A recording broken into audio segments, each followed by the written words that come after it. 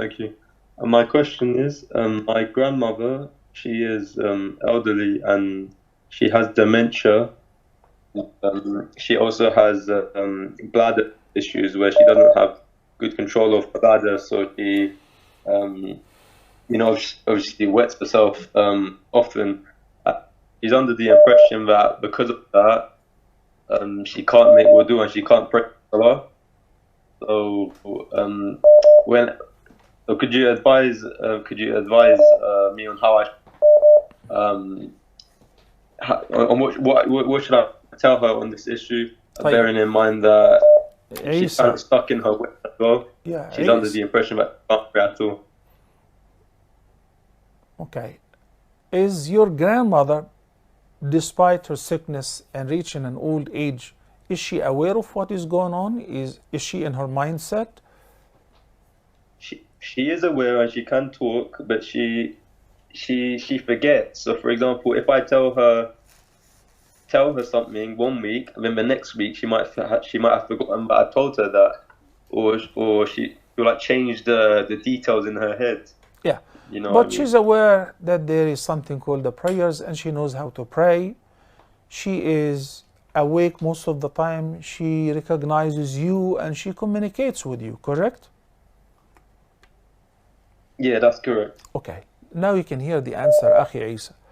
As-Salah is the most important pillar of Islam, and it is the only pillar which is not waived under any circumstances unless if the person is dead, unless if the person is unconscious, or women during their menses.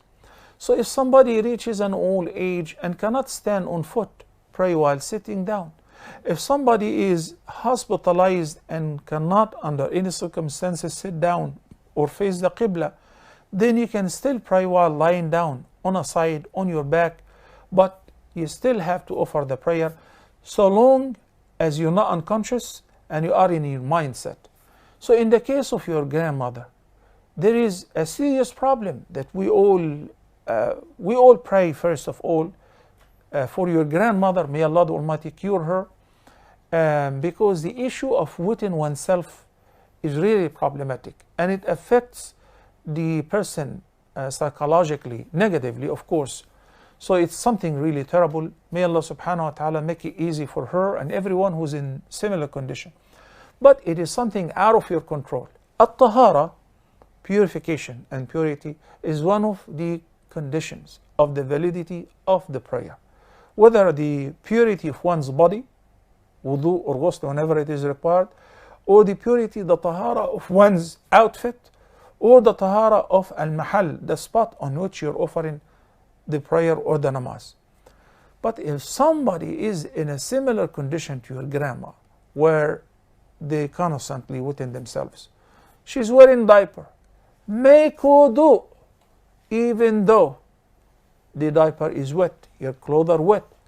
And with this wudu, once the prayer time is due, make wudu and offer the prayer. If you are interested in praying nawafil before or after, you can also offer the nawafil.